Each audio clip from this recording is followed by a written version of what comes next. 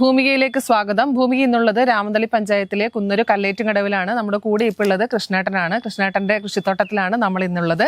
കൃഷ്ണേട്ട, എന്തൊക്കെയാണ് ഇപ്പോഴത്തെ ഈ ചീര വിശേഷങ്ങൾ?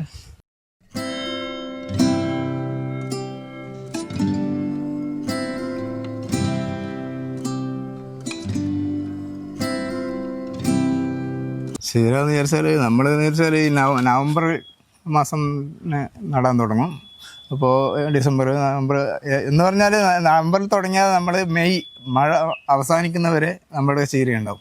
മറ്റുള്ളവരുടെയൊന്നും ഈ ചീര കിട്ടൂല. ഈ രാമന്തളി പഞ്ചായത്തിൽ എവിടെയും കിട്ടൂല ആ സമയം വരെ. കാരണം എന്താ വെച്ചാൽ മഴ പോകുമ്പം തന്നെ നമ്മൾ നടും, വയലിൽ നടന്ന് പിന്നീട് ഈ മഴ അവസാനിക്കുന്നവരെ ഏപ്രിൽ മെയ് മാസം വരെ എൻ്റെ ചീര ഉണ്ടാവും.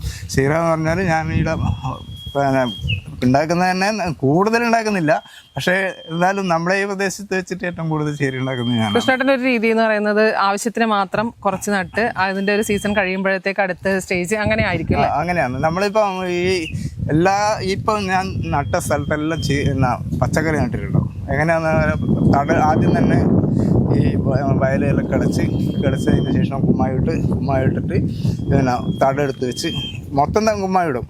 നമ്മൾ നടുന്ന സ്ഥലം മൊത്തം കുമ്മായിടും. അതിനുശേഷം തടെടുക്കും. തടെടുത്തിട്ടാകുമ്പോൾ ആ തടത്തിൽ നമ്മൾ കുമ്മായിട്ടിട്ട് കുമ്മായിടും. അതിന് ശേഷം വെള്ളം ഒഴിച്ച് 3-4 ദിവസം വെള്ളം ഒഴിക്കും. 5 ദിവസം വെള്ളം ഒഴിക്കും. പിന്നെ പുറം ഭാഗം, തടത്തിൻ്റെ പുറം ഭാഗം മുഴുവൻ ശരിയായിരിക്കും. അത് ഒരു 7 ദിവസം കഴിയുമ്പോൾ അതിൽ നമ്മൾ ചാണകപ്പൊടി ഇട്ട് തടത്തിൽ ചാണകപ്പൊടി ഇടും. ചാണകപ്പൊടി ഇട്ടിട്ടാകുമ്പോൾ അതിൽ ഇളക്കി കൊടുത്ത് അവിടെ വെക്കും. അവിടെ 10 ദിവസം കഴിഞ്ഞാൽ അതിൽ എന്തെങ്കിലും നടും. കുമ്പളം, മത്തൻ, അങ്ങനെയുള്ള സാധനങ്ങൾ ഞാൻ നടുന്നുണ്ട്.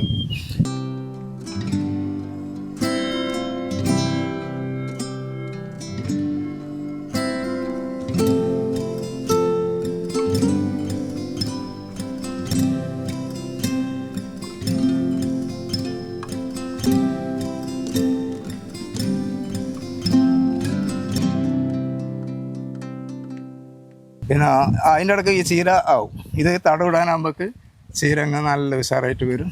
അങ്ങനെ ദിവസവും നമ്മൾ ചീര കൊടുക്കുന്നുണ്ട്, മാർക്കറ്റിൽ കൊടുക്കുന്നുണ്ട്. നമ്മുടെ ചീരക്ക് ഡിമാൻഡ് കൂടുതലാണ്. അത് ഈടെ വേടി ചോദിച്ചാലും അറിയാം, ടേസ്റ്റ് കൂടുതലാണ്. പുറന്ന് വരുന്ന ചീരേൻ്റെ ടേസ്റ്റല്ല, നമ്മളിതെല്ലാം വേവുകയും ചെയ്യും. ടേസ്റ്റും ഉണ്ട്. അങ്ങനെ ചൊയ്യോ കാര്യമോ അങ്ങനത്തെ ഒന്നുമില്ല. സാധാരണ ഇപ്പം എല്ലാവരും വിപണിയിൽ നിന്ന് പാക്കറ്റ് വാങ്ങി അങ്ങനെയാണ് ചീര വിത്തുകൾ ഉണ്ടാക്കി നടുന്നത്. അപ്പോൾ എങ്ങനെയാണ് കൃഷ്ണേട്ടൻ്റെ രീതി? ഞാൻ എന്ന് പറഞ്ഞാൽ എൻ്റെ വിത്ത് തന്നെയാണ്. ഞാൻ ആദ്യം തന്നെ ഇത് നമ്മൾ ഒരുപാട് ടൈം വേണം ചീര വിത്താവണമെങ്കിൽ.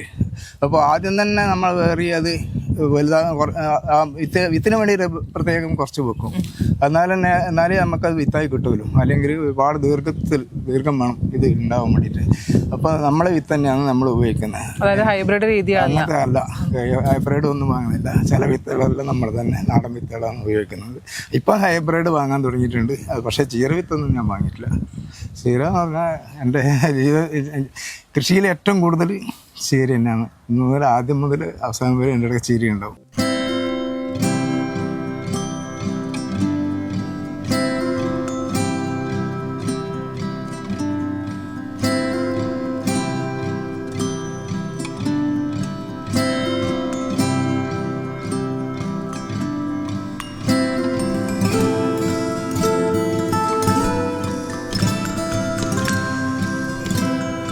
എങ്ങനെയാണ് വിപണിയിൽ ലഭിക്കുന്ന വില എന്ന് പറഞ്ഞാൽ നിങ്ങൾക്ക് ഇപ്പം വിപണിയിൽ നിന്ന് ഇപ്പം പുറത്തുനിന്ന് വാങ്ങുന്നുണ്ട്. അപ്പം ഒരുപാട് പോയി വാങ്ങിയാലും നിങ്ങൾക്ക് 1 കിലോൻ്റെ അടുക്ക ഒരു കട്ട കിട്ടും. അതിന് നിങ്ങൾ 20-40 രൂപ കൊടുക്കുന്നുണ്ട്. എൻ്റെത് 1/2 കിലോന് 40 രൂപ. അതിനെ ആൾക്കാർ ഇഷ്ടംമാതിരി ഉണ്ട്. ഞാൻ വീടുകളിൽ കൊടുക്കൽ കുറവാണ്. കാരണം എന്ന് വെച്ചാൽ ഇതിനോട് കളിക്കാൻ നമുക്ക് സമയമില്ല. വേറെ എന്തെല്ലോ ആയിട്ടുള്ള കാര്യങ്ങളുണ്ട്. അതുകൊണ്ട് നമുക്ക് ഇത് സമയമില്ലാത്തതുകൊണ്ടാണ് വീട്ടിൽ നിന്ന് ഞാൻ 1 കെട്ട് കൊടുക്കുന്നത് വെച്ചാൽ അത് 1 കിലോൻ്റെ അടുക്കില്ല 75 രൂപ. പേടി അത് 40 രൂപ. 40 രൂപ കൊടുത്താൽ വീട്ടിൽ ചീര കിട്ടുമല്ലോ. അതെന്ന് പറഞ്ഞാൽ നമ്മുടെ ചീര 11 കൊണ്ടുവന്ന ചീരയുടെ വെച്ചിട്ട് വലിയ കെട്ട് കണ്ടാലും ഈ കുറഞ്ഞ ഈ ചീര മാത്രമേ ആൾക്കാർ വാങ്ങുന്നുള്ളൂ. അതിപ്പോൾ എല്ലാവർക്കും അറിയുന്ന ആരോട് ചോദിച്ചാലും നമ്മളൊക്കെ ആരോട് ചോദിച്ചാലും കൃഷ്ണേട്ടൻ്റെ അധികം ആദികളൊന്നും എനിക്ക് വയസ്സ് 72 വയസ്സുണ്ട്. ആൾക്കാർ പറയും കൃഷ്ണേട്ടൻ്റെ ചീരയുണ്ട് ഉപയോഗിക്കുന്നവർ അത്രയുണ്ട്.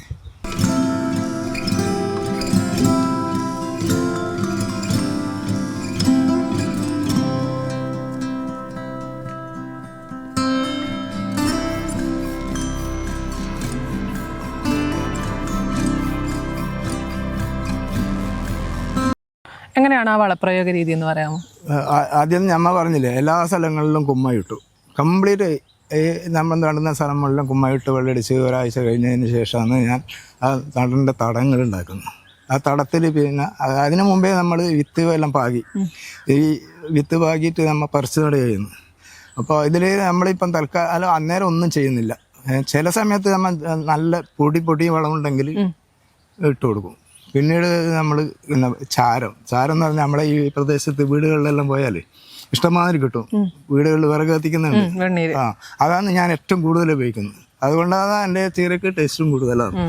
മറ്റേ യൂറിയ ഞാൻ കുറേശ്ശെ ഉപയോഗിക്കും, അധികം ഉപയോഗിക്കില്ല. അത് അധികം ഉപയോഗിച്ചാൽ അത് വേണ്ടാവും, ടേസ്റ്റ് ഉണ്ടാവില്ല. അതുകൊണ്ട് അങ്ങനെ ചെയ്യില്ല. നമ്മ പരമാവധി ആൾക്കാർക്ക് നല്ല ടേസ്റ്റിൽ ഉണ്ടാവണം എന്നുള്ള ഇതിൽ നമ്മൾ കൃഷി ചെയ്യുന്നു. ഏകദേശം ജൈവ രീതിയിൽ തന്നെ പറയാം. ജൈവ രീതി ഏകദേശം 3/4 ഭാഗവും ജൈവ രീതിയാണ്. മറ്റേ യൂറിയ ഒന്ന് വരാൻ വേണ്ടി മാത്രം കൊടുക്കുന്നു. എന്നാലേ നമുക്ക് ഒട്ടനേക്കൊട്ടും വരുമല്ലോ, അതിന് വേണ്ടി യൂറിയ കൊടുക്കുന്നു.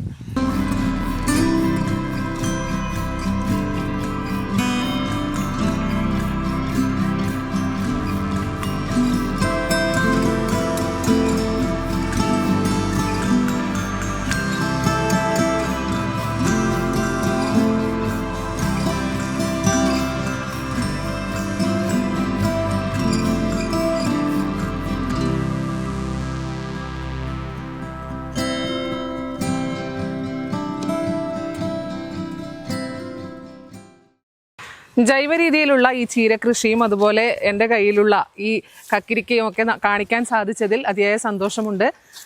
അടുത്ത എപ്പിസോഡിൽ വീണ്ടും ഒരു കർഷകനൊപ്പം കാണാം. നന്ദി, നമസ്കാരം.